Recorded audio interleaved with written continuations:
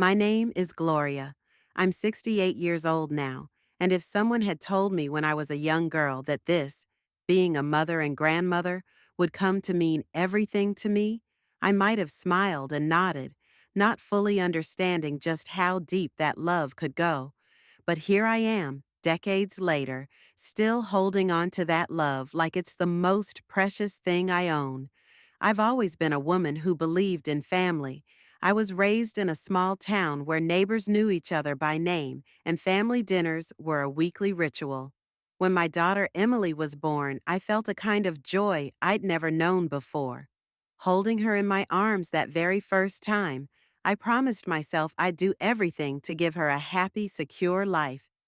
Emily was a bright and spirited girl, curious and strong-willed, always running ahead, asking questions about everything.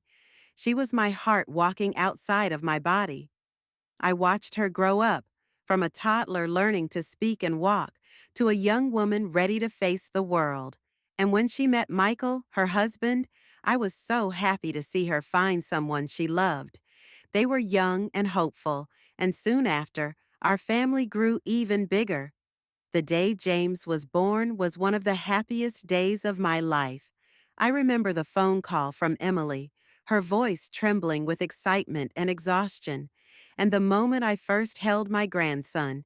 James was so tiny, with soft skin and bright eyes that seemed to take in everything at once. I thought, I will protect you with all that I have. Then, 2 years later, little Sophie came along, and my heart grew fuller than I thought possible. These children, my grandchildren, were like the sun after a long winter, bringing light, warmth, and purpose to my days. I made it my mission to be there for Emily, for Michael, for the babies. From the very beginning, I was a constant presence in their lives. I helped with feedings in the middle of the night, took them for walks in the park, read endless stories about princesses and animals, sang lullabies, wiped tears from scraped knees, and celebrated every little victory. First words, first steps, first day of school. I was more than a grandmother. I was a guide, a helper, a second pair of hands, a heart full of unconditional love. I loved waking up early to prepare breakfast, packing little lunches, and making sure the house was always ready to welcome my grandchildren. I remember how James loved peanut butter on his toast, and how Sophie preferred her eggs scrambled just so. These little details, these small routines, were my way of saying, I love you, without words. Emily was grateful at first. She'd call me the best mom and grandma anyone could ask for. She'd laugh when James climbed up my legs to reach for a cookie, or when Sophie insisted I braid her hair in a million tiny braids. These were the moments I lived for. I felt needed and cherished. I believed our bond was unbreakable. For years, everything seemed perfect. Of course, raising children isn't without its challenges. Sleepless nights, endless messes, spilled milk, tantrums. I handled all of it with a smile, because I knew that this was the price of love. When Emily struggled with her job or felt overwhelmed, I was there to hold her hand, to listen, to encourage. I gave her space when she needed it, but never let her feel alone.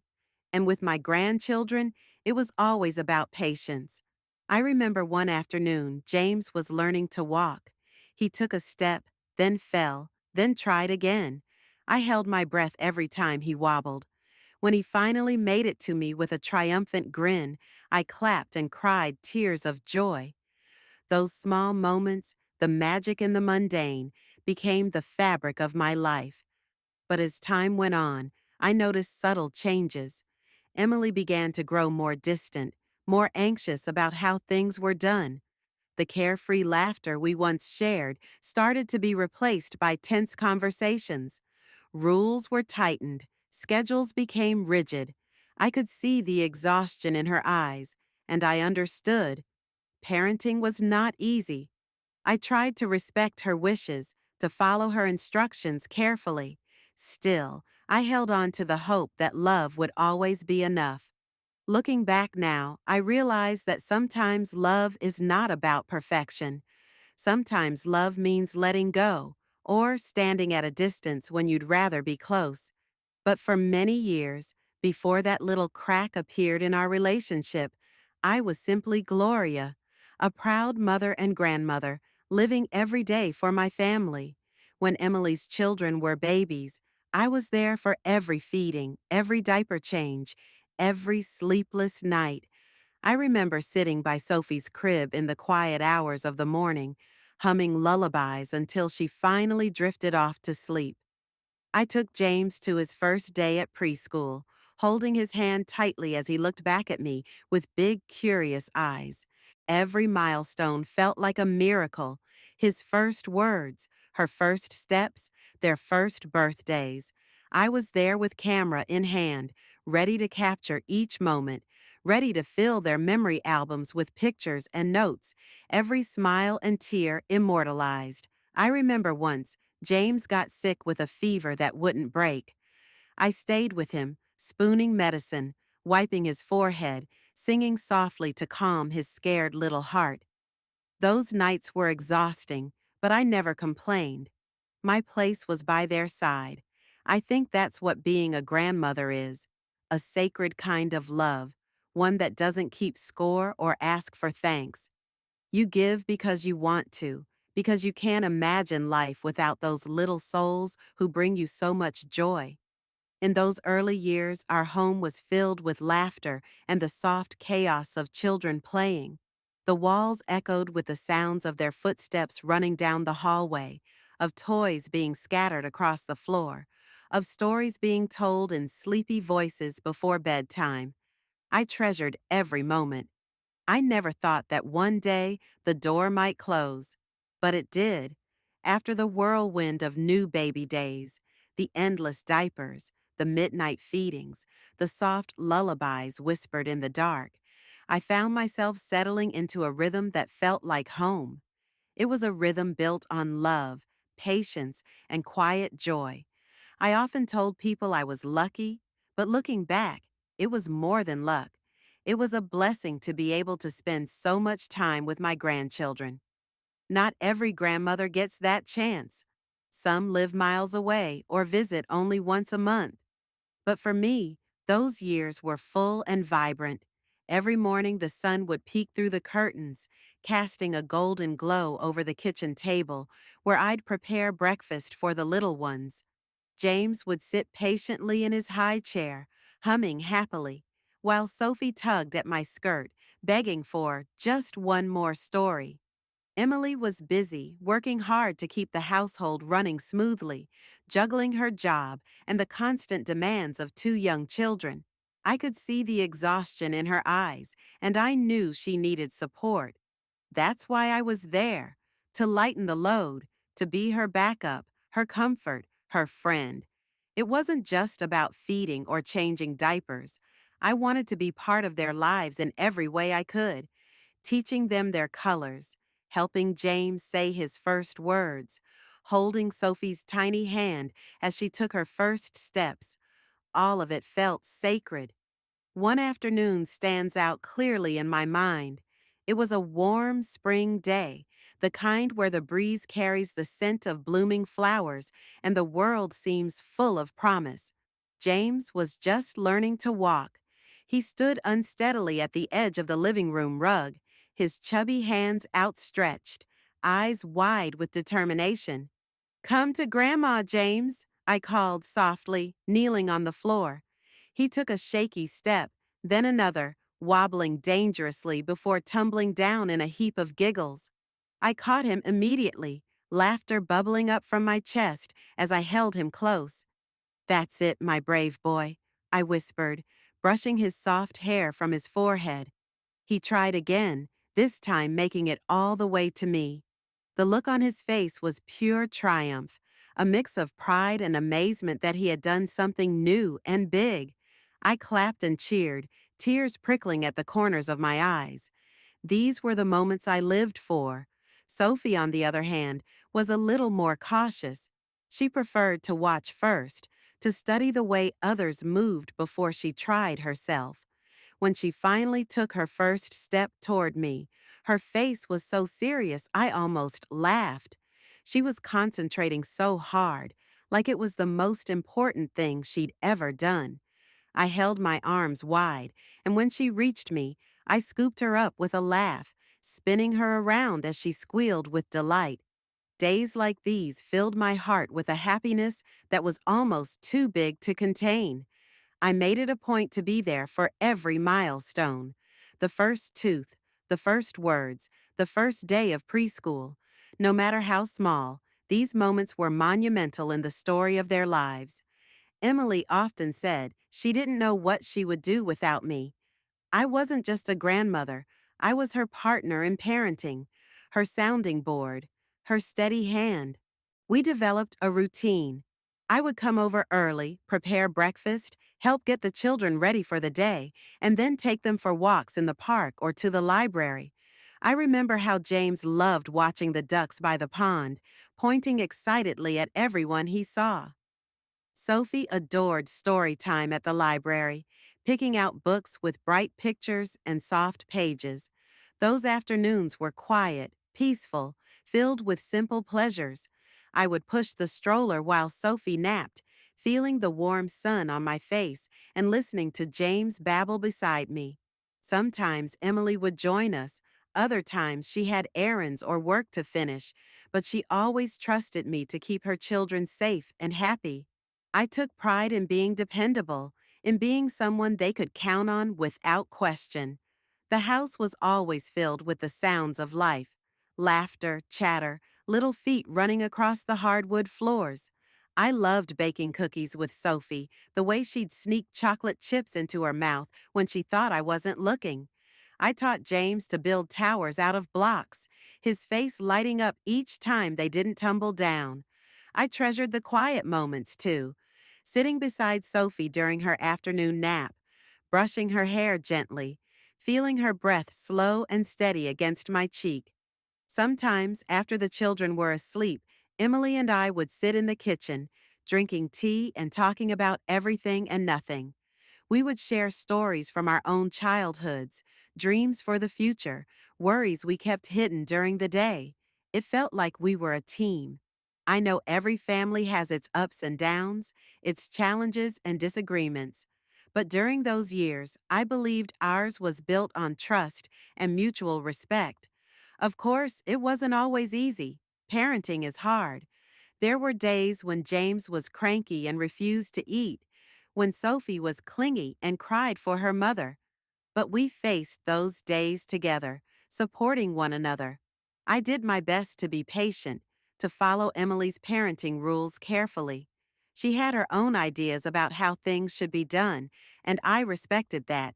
After all, she was the mother, and I was there to help, not to interfere.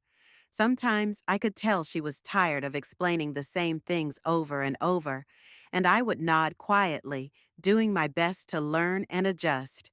One particular challenge was bedtime. Emily was very particular about routines. A bath at 6, pajamas on by 6:30, story time, then lights out at 7. At first, I found it a bit strict, but soon I understood it gave the children a sense of security and order. So I followed the rules without complaint, reading the same story every night if that's what it took to calm Sophie. I watched Emily closely, trying to offer encouragement when I sensed she was overwhelmed. One evening, she confessed to me that she felt guilty about working full time and not being able to spend as much time with the children as she wanted. I told her that she was doing an amazing job and that it was okay to ask for help. "You're my rock," she said, smiling tiredly. "I don't know what I'd do without you." That meant everything to me. Our days were filled with routine and love, with small moments that made the ordinary extraordinary. We celebrated birthdays with homemade cakes and colorful balloons. I made sure there were always little surprises: new books, toys, or just a special treat, because I wanted them to know how much they were loved. I remember the day James lost his first tooth. He was so proud, holding it up to the light like a tiny treasure. I told him the tooth fairy would be coming, and he looked at me with wide eyes, full of wonder. Sophie was more shy about losing her teeth, but I held her hand and told her how brave she was. As they grew older, our bond deepened. James began to ask me questions about the world. Why is the sky blue? Where do babies come from? And I answered as best I could, always encouraging his curiosity. Sophie loved to draw and paint, and I'd sit beside her at the kitchen table, helping her choose colors and shapes. In the evenings, after they were tucked into bed, I would write in my little notebook notes about their milestones, funny things they said, thoughts about the day. It was my way of holding on to these precious times because I knew they would pass quickly. The house was alive with love, laughter, and the steady rhythm of family life. I felt needed. I felt important. I felt happy. But as the years passed, subtle changes began to creep in, whispers of tension beneath the surface of our close-knit family. Emily started to ask more questions about how I cared for the children, about what I fed them, about how I handled their routines. She grew more insistent that I follow her rules exactly, that nothing be out of place. I didn't mind at first. I wanted to respect her wishes, but sometimes it felt like I was being watched, judged. One afternoon, I remember Emily reminding me firmly, "Gloria, no candy for James without asking me first. You know how sensitive he is." I nodded, feeling a twinge of frustration but also understanding that she was trying to protect her children. I thought that was the only thing, just a small request to keep things orderly. I never imagined that a single piece of candy could become the wedge that would drive us apart. But I'm getting ahead of myself. For now, I want to remember those years of joy, when my days were full of smiles and my heart was full of love, because those memories are the ones that kept me going through the hardest times that were still to come. For many years, I lived in a bubble of love and laughter with my daughter Emily and my grandchildren. Our days were intertwined with the gentle rhythms of family life, and I felt like I was exactly where I was meant to be. But sometimes even the strongest bonds begin to show signs of strain, subtle cracks that no one wants to acknowledge at first. Looking back now, I see how it began slowly, almost imperceptibly, as if a shadow had crept into the sunshine of our home. At first, it was small things, little comments, gentle reminders, a tone of voice that held just a touch more firmness than before.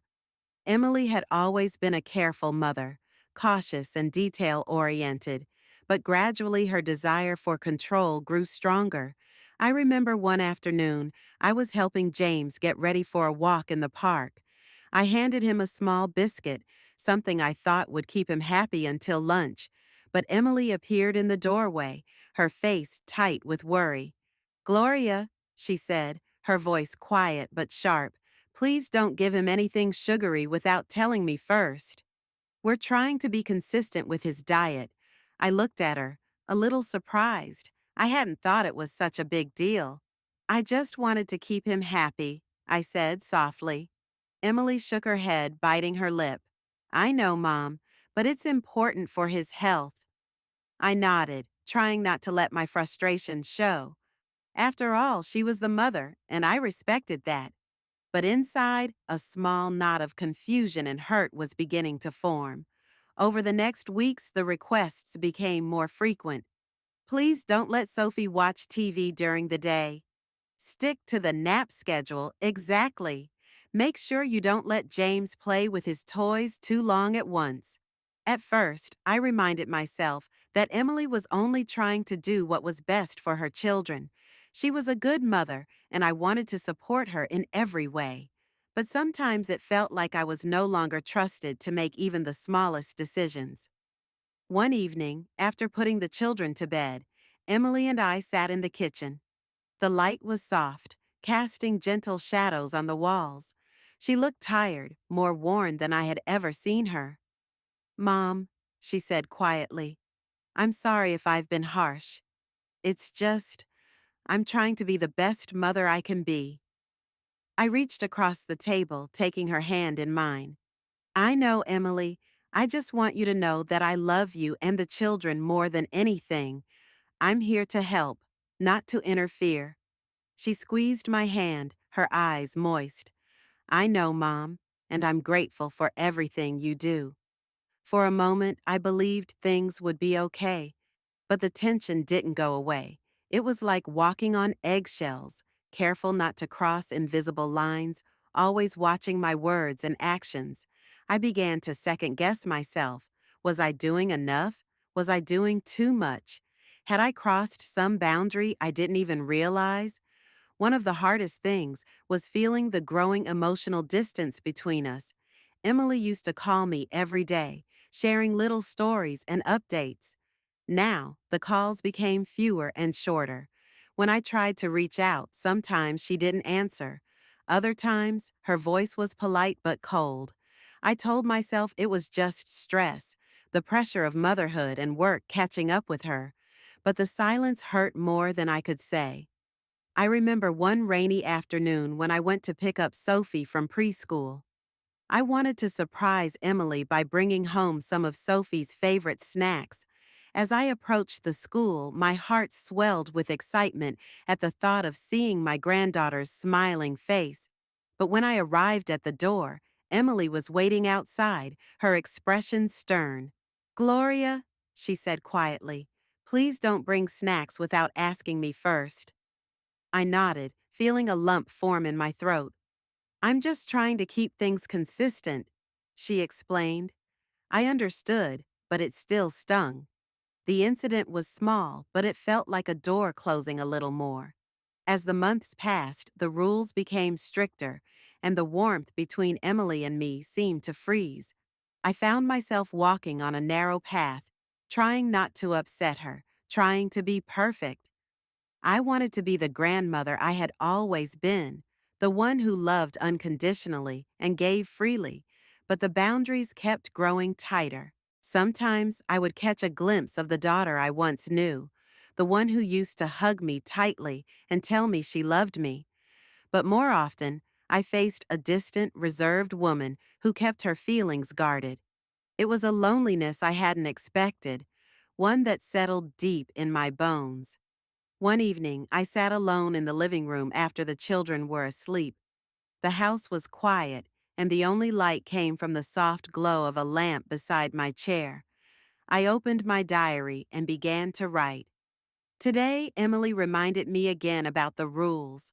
I try so hard to follow them, but I feel like I'm losing her.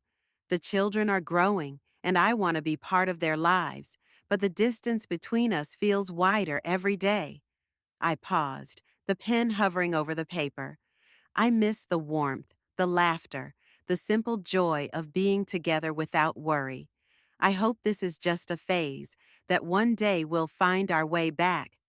The diary became my refuge, a place to pour out my fears and hopes. I recorded every little moment of joy with the grandchildren, their first words, the funny things they said, the way James's eyes lit up when he saw a ladybug on a leaf. But I also wrote about the pain, the loneliness, the growing distance. Emily didn't seem to understand how much I was hurting. I often wondered if I had done something wrong, if I had failed as a mother or grandmother. Was I not good enough? Had I crossed some invisible line? I wanted to talk to Emily, to ask her why things were changing, but I was afraid. Afraid that asking would only push her further away. Afraid that the love I cherished so deeply was slipping through my fingers. Despite it all, I kept showing up. I continued to help with the children, to care for them, to love them with all my heart. I reminded myself that love sometimes means stepping back, giving space, even when it hurts. But inside, I held on to hope that one day the walls between us would crumble and the warmth would return. For now, I was patient, waiting for the moment when the bridge between mother and daughter could be rebuilt. But I could never have guessed how soon that moment would be shattered by one small mistake. The days had grown colder, and the golden warmth of early autumn had begun to fade into a sharp chill that crept through the windows of Emily's home. I could see my breath fog up the glass as I sat quietly in the kitchen, preparing a snack for the children. It was a ritual I'd done countless times before, something simple, sweet, and warm to bring comfort. James was sitting on the floor nearby, giggling softly as he played with his small wooden train. Sophie was busy coloring at the table, humming a little tune I didn't recognize, but loved all the same. The house felt alive with their presence, the little noises, the shuffles, and the soft laughter that made a grandmother's heart swell. That day, I was particularly careful. I had spent the morning cleaning, tidying up the living room, and making sure everything was just right. Emily had seemed more stressed than usual. I sensed it in the way she hurried through conversations, in the distracted flicker in her eyes. I wanted to do something to make the children happy. A small treat, something to brighten the afternoon. In my handbag, I had a tiny packet of candies, the kind James loved. I'd kept them hidden, waiting for a moment when a little sweetness might bring a smile. When James looked up at me with those bright eyes, I couldn't resist. I took out a small candy, unwrapped it carefully, and handed it to him. "Here, sweetheart," I said softly. "Just one little candy." He beamed, the joy on his face lighting up the room. For a moment, the world felt perfect, but then Emily appeared in the doorway. I hadn't heard her come in. She looked tired and tense, her brow furrowed as she stared at the candy in James's hand. "Gloria," she said quietly, her voice trembling slightly, "did you give him candy without asking me?" I blinked, surprised. "Yes, just one. I thought it would make him happy." Her face hardened. "You know I've told you not to give him sweets without permission." "I'm sorry," I said, my voice gentle. "I didn't mean to upset you." Emily shook her head, her eyes clouded with frustration. "Mom, this isn't about candy. It's about respect and trust. You can't just do things your way anymore." A cold knot tightened in my stomach. I had never felt this way before. This sting of rejection from my own daughter. "I've always helped, Emily. I've been here every day since the children were born. I've fed them, walked with them, taught them, loved them with all my heart," I said, my voice breaking. Emily looked away. "That's not the point. You need to follow the rules. We need to have order, consistency. The children need boundaries." I nodded, swallowing hard. "I understand." But inside, a quiet fear was growing. A fear that no matter how much love I gave, it would never be enough. The days that followed were tense and awkward. Emily's tone grew sharper, her words clipped and cold. I found myself constantly worried about making a mistake, about saying or doing the wrong thing. One afternoon, I received a text message that shook me to my core. "Mom, please don't come over today. We need some space." I stared at the screen, my heart breaking. Space, distance. The words echoed in my mind like a sad song. I called Emily, my voice trembling. "Is everything okay? Can we talk?" But there was no answer. The phone call went to voicemail. I left a message trying to keep my voice steady. "Emily, please call me back. I love you. I want to understand." But the silence was deafening. The next day, I went to the house anyway, hoping to see my grandchildren, to hold them and tell them I loved them. But the door was locked. No lights inside, no sounds of laughter. I stood there for a long time, the crisp autumn wind biting at my cheeks. Tears welled in my eyes, but I refused to cry in front of the neighbors. That night, I wrote in my diary, trying to make sense of the pain. "I don't understand what I did wrong. Was one candy really so terrible? I thought I was helping. I thought I was part of this family. But now I feel like a stranger." Days turned into weeks, and the distance grew wider. Emily blocked my number. Calls and messages went unanswered. I felt invisible, erased from the lives I had helped nurture. At family gatherings, I was no longer invited. Photos of the children appeared on social media, but there was no mention of me. It was as if I had never existed in their world. I found myself walking the empty halls of my home, clutching the diary close to my chest, searching for comfort in the memories I'd recorded. Memories of tiny fingers curling around mine, of bedtime stories whispered softly in the dark, of the smell of fresh baked cookies and the sound of happy laughter. I tried reaching out to Emily's husband, hoping he might help bridge the gap, but even he seemed hesitant, caught in the tension that had taken hold. One evening, a quiet knock at my door startled me. It was a neighbor, an elderly woman who had watched the situation unfold with sympathy. "I'm so sorry, Gloria," she said softly. "I know how much you love your family. Don't lose hope." Her words gave me a flicker of light in the darkness. I clung to that hope, even as loneliness wrapped around me like a heavy blanket. I continued to write, pouring my heart onto the pages of my diary. Maybe one day they will understand. Maybe one day the love will win. And so I waited, every day, for a sign, for a word, for the chance to hold my grandchildren once more. But the silence was long, and the pain was deep. Little did I know that the story was far from over, that love, stubborn and true, had a way of finding a path even through the darkest times. The cold, quiet apartment was not the home I had imagined for my golden years. It was filled with silence, the kind that presses in on your chest and makes it hard to breathe. Every tick of the old clock on the wall echoed like a painful reminder of everything I had lost. I sat at my small kitchen table, clutching my phone, the screen dark and lifeless in my hand. No new messages, no missed calls, just the silence of the void that had swallowed my family whole. Emily had blocked my number. At first, I didn't believe it. I thought maybe it was a technical error, something temporary. So I called again and again, each time the same cold mechanical tone telling me my calls couldn't be completed. I tried from the landline, from my neighbor's phone. Nothing.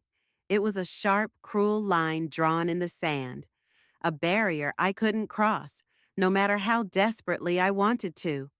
I was banned from seeing the grandchildren I had watched grow from their first cries to their first steps, banned from hearing their laughter, from wiping their tears, from holding their tiny hands.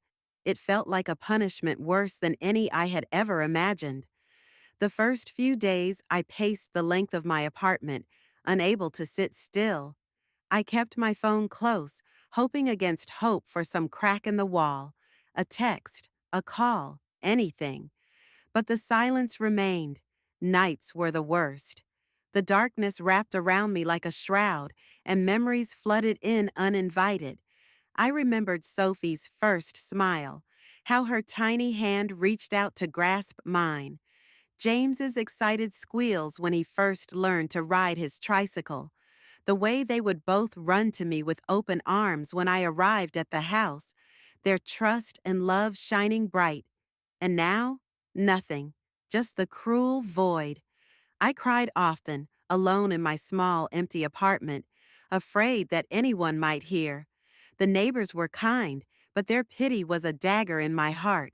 I wanted to scream, to beg, to explain, but the words caught in my throat. Emily's coldness was a strange and painful thing.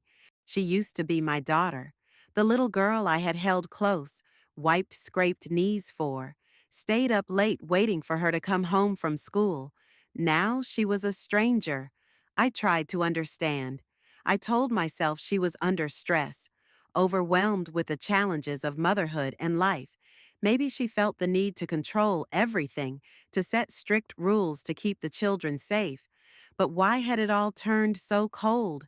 Why had she pushed me away with such finality? I looked through old photo albums. faded pictures of family gatherings, birthdays, Christmas mornings filled with joy. I smiled through tears as I traced the faces of my grandchildren, frozen in moments of happiness. I pulled out my diary and wrote, Day 34, no word, no sign. The silence is a wound that will not heal. I miss them so much it hurts. I am a grandmother without grandchildren. Days blurred into weeks. My routine was shattered. I found myself wandering the house aimlessly, clutching the photo albums, replaying memories over and over like a broken record. I kept thinking about the candy incident, the moment that had shattered everything. How had one small act of kindness turned into this cruel exile? One afternoon, as I sat by the window, watching the leaves fall from the trees, I heard the distant sound of children laughing in the park across the street. My heart ached. I imagined it was Sophie and James playing, their voices so familiar, yet painfully out of reach. I tried to call Emily again. No answer. I sent a message. Please, Emily. I love you. I love the children. Let me explain. I never wanted to hurt you. No reply. Days passed and I tried again. Can we meet? Just for a moment. I miss my grandchildren. I want to make things right. Still no response. I began to write letters, long, heartfelt letters to Emily and the children. I poured out my soul onto the pages, telling them how much I loved them, how sorry I was for any mistakes I had made. I kept these letters in a box, hoping one day they would read them. One afternoon, I decided to leave a letter at their doorstep, tucked under the doormat where I knew they would find it. It was the hardest thing I had done in years. The hope of reconnecting mingled with the fear of rejection. I waited anxiously for a sign, but there was none. The letter remained there, untouched, or perhaps read and discarded. My heart broke again. I sought solace in the small routines of life. I took long walks in the park, tracing the paths where I had once pushed a stroller, where I had chased after Sophie and James as they learned to ride their bikes. I visited the library, seeking escape in books and stories, but the joy was fleeting. I even joined a local knitting group, hoping the company of others might fill the aching void, but nothing replaced the warmth of my family. One evening, my neighbor Mrs. Hill stopped by. She was an elderly widow who had become a quiet friend. I see the pain in your eyes, Gloria, she said softly. You are a mother and grandmother full of love. Don't let this darkness consume you. Her words comforted me, but the loneliness remained. I began to write in my diary more frequently, chronicling the pain and hope, the despair and love that swirled inside me. I wonder if they think I don't love them. If only they could see how much I ache, how much I miss being part of their lives. Despite the pain, I never stopped loving them. I prayed every night, asking for strength and for a way back into their hearts. Sometimes I imagined what it would be like if James or Sophie suddenly appeared at my door, their arms open wide. I clung to that hope like a lifeline. Months passed, and the seasons changed. The bitter cold of winter came and went, and still I waited. Friends and family from my past tried to comfort me. They told me time might heal wounds. They advised patience and understanding. But inside, the clock ticked louder and louder, each moment stretching into an eternity of longing. I watched birthdays and holidays come and go without my grandchildren. Christmas was the hardest. I baked cookies, decorated a small tree, and sat alone by the fire, clutching a worn photograph of Sophie and James. I whispered their names into the night, hoping the wind would carry my love to them. Please, I begged silently, come back to me. Through it all, I kept writing. My diary became my companion, my confidant. I wrote letters I never sent, dreams I dared not voice aloud, and memories I treasured deeply. And then, one ordinary afternoon, As I sat by the window watching the world go by, a message appeared on my phone. I almost dropped it in surprise. The screen lit up with a text from an unknown number. Grandma? My hands trembled. Could it be? Hope, fragile but fierce, blossomed inside me. I didn't know what to say, but I knew this was the beginning of something. A chance to mend the broken pieces of my heart. The days grew longer, but my world felt smaller. In the quiet corners of my apartment, the emptiness weighed heavily, like an invisible fog that refused to lift. I had become a woman suspended in time, trapped between the memories of a joyful past and the cold reality of a present that had no place for me. Each morning, I woke to the same ritual, the sun casting pale light over the worn carpet, the sound of birds outside the window, and the silence that filled every room. It was a silence so loud it drowned out my thoughts, but I clung to my diary like a lifeline. It was more than just a book. It was a sanctuary where my soul could speak freely without fear of judgment. On the first page, I had written in trembling handwriting, "To my grandchildren, Sophie and James, wherever you are, know that Grandma loves you endlessly." The pages were filled with entries, memories and prayers, hopes and regrets, questions with no answers. I read through them often, sometimes smiling at the little moments of happiness, sometimes crying over the loss I felt so keenly. I remembered the first time I held Sophie in my arms, how her tiny fingers wrapped around mine, how her bright eyes looked up at me as if I was the whole world. James had come 2 years later, a bundle of energy and laughter. I remembered teaching him to walk, chasing him in the garden, reading bedtime stories until their eyelids fluttered shut. Each memory was a precious jewel, shining bright against the darkness. Yet, as much as I treasured those moments, they were also a source of pain. Because now they were just memories, distant and unreachable. Every week I wrote letters to Emily, hoping she would read them and understand. I filled pages with apologies and explanations with my love and longing. Dear Emily, I am sorry if I overstepped. I never meant to upset you or break your trust. I only wanted to share in the joy of the children's lives. Please let me be part of their world again. I sent some of these letters by mail, hoping they would reach her. Others I left at the doorstep, tucked carefully under the doormat. Days passed, weeks passed, no reply. The silence was deafening. I also wrote letters to Sophie and James, though I had no idea if they would ever read them. I imagined Sophie's curious eyes scanning the words I wrote, or James' small hands tracing the letters I carefully penned. Dear Sophie and James, Grandma misses you more than words can say. I remember your first steps, your first words, your laughter filling the house. I hope one day you will know how much I love you and that nothing will ever change that. The idea that my grandchildren might grow up not knowing me tore at my heart. Would they remember me? Would they think I had abandoned them? Would they even want to see me? I found myself clutching those letters in moments of despair, reading them over and over until the ink blurred. Sometimes I would whisper them aloud into the empty room, as if speaking might somehow reach their ears. I am here. I am waiting. I love you. Days turned into months. The loneliness was a slow-burning ache that never quite left.